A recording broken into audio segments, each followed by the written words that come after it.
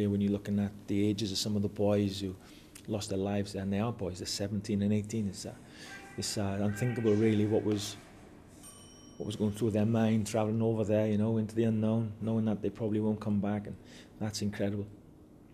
We're going to play a game of football, and as much as how important it is, and how much it means to us, if you try and put yourself in their position, you can't really. It's unimaginable. So we're going to show our respects to obviously a group of special people who must never be forgotten.